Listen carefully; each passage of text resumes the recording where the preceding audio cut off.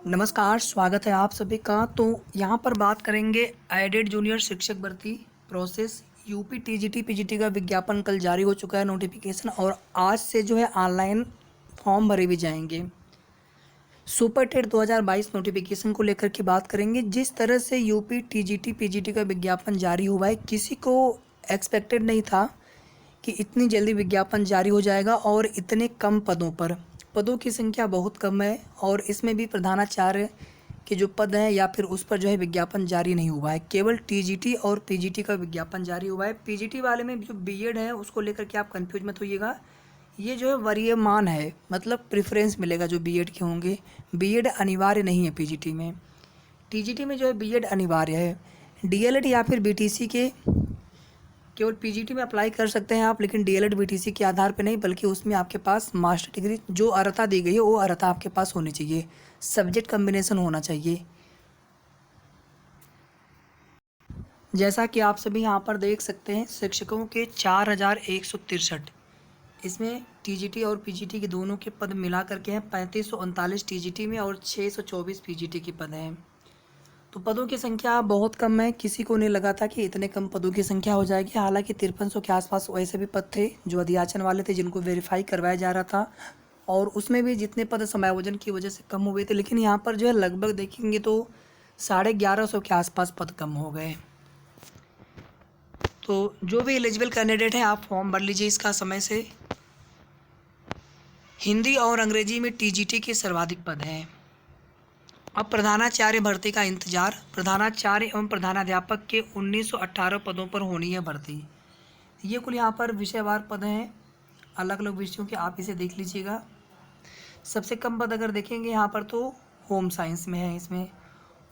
इसी प्रकार से संगीत गायन, संगीत वादन में भी पद जो है काफ़ी कम है।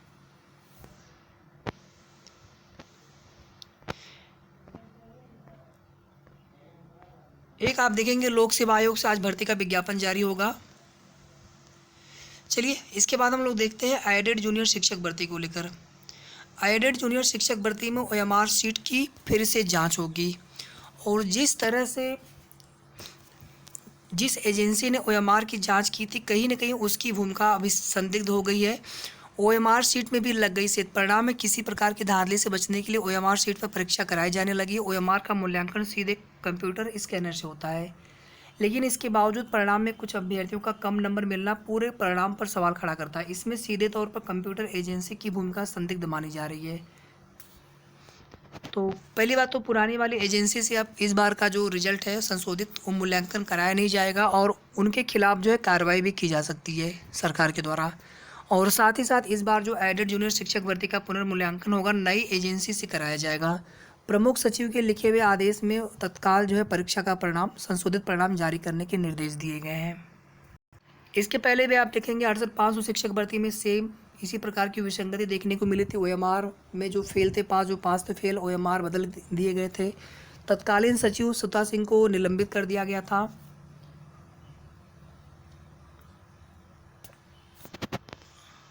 शिकायतें सही मिली, परीक्षा परिणाम का अब किया जाएगा पुनर्मूल्यांकन। देखिए, जब गड़बड़ी मिली है ना, तो पूरा रिजल्ट ही रिवाइज होना था। आधा अधूरा करने का मतलब है कि फिर से वही विवाद का निस्तारण हुआ है नहीं, फिर से मैटर कोर्ट में जाना, फिर से तमाम तरह की चीज़ें, गड़बड़ी जो भी है। और चूंकि ये पुराने वाले सचिव आप सभी जानते हैं कि कहीं ना कहीं वो जो है फंसे हुए हैं यूपी टेट पेपर लीक प्रकरण में भी, और एडेड जूनियर शिक्षक भर्ती पर भी सवाल खड़े हुए थे। तो अब यहाँ पर फिर से मूल्यांकन होने से जितने भी मेहनत वाले छात्र हैं, जितने भी आपके अंक हैं, वो कम थोड़ी होंगे।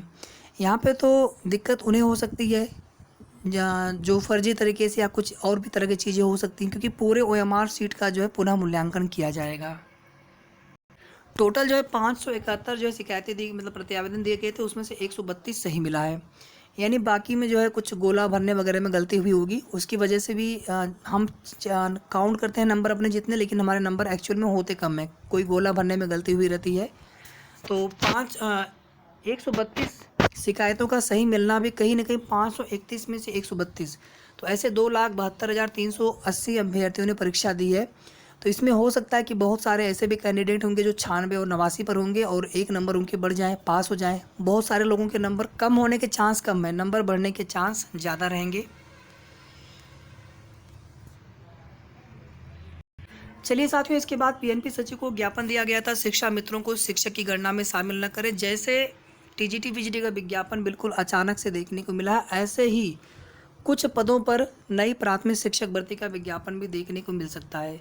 और लगातार जो है छात्र शिक्षक जो संख्या अनुपात है उसमें जो नए नामांकन हुए थे उन नामांकन को भी अपडेट किए जाने के लिए, हालांकि शासनादेश पहले जारी हो चुका है, 7 तक लास्ट डेट थी, जून की बताई गई है, लेकिन 12 तक हमें जहाँ तक पता है शासनादेश में 12 जून की डेट दी गई थी। जो भी हो, तो 2-4 दिन का समय और यहाँ पर है। अगर वो डेटा अपडेट होता है तो कुछ नामांकन भी बच्चों के बढ़ेंगे। साथ ही साथ अगर शिक्षा मित्रों को नियमित शिक्षक में अगर काउंट नहीं किया जाता है तो भी जो है हजारों शिक्षकों के पद सृजित होंगे, यानी छात्र शिक्षक संख्या के अनुपात में हजारों शिक्षकों की आवश्यकता पड़ेगी। और नई प्राथमिक शिक्षक भर्ती की राह देख रहे लाखों युवाओं को एक नई प्राथमिक शिक्षक भर्ती का विज्ञापन देखने को मिल सकता है। आरटीई 2009 में कहीं से भी शिक्षा मित्रों को शामिल करने का प्रावधान नहीं है, तो यहाँ पर तो अनुपात बराबर करने के लिए ऐसा किया गया है, जबकि ऐसा करना नहीं चाहिए था कहीं से भी। कल जो ज्ञापन दिया गया था सचिव उत्तर प्रदेश बेसिक शिक्षा परिषद प्रयागराज को, उसके बारे में भी हमने आप सभी को बताया था। तैयारी आप सभी करते रहें साथियों, तैयारी के साथ साथ हमें अपना निरंतर प्रयास भी करते रहना है ताकि सुपर टेट 2022 का विज्ञापन इसी साल और जल्द देखने को मिले। अगर सरकार की मंशा होगी तो ये विज्ञापन कभी भी जारी किया जा सकता है। और पदों की संख्या बहुत ज़्यादा होने के आसार नहीं है, कुछ पदों पर एक नई प्राथमिक शिक्षक भर्ती का विज्ञापन जारी हो सकता है। तो ये कुल मिलाकर के महत्वपूर्ण सूचना हो गई आप सभी के लिए। आगे की जो भी ऑथेंटिक और सही जानकारी होगी इसी प्रकार से आपको हमारे चैनल के माध्यम से मिलती रहेगी सूचना। तो वीडियो को आप सभी प्लीज़ लाइक शेयर और साथ में अगर आपने चैनल को सब्सक्राइब ना किया हो तो प्लीज़ सब्सक्राइब कर लें। धन्यवाद।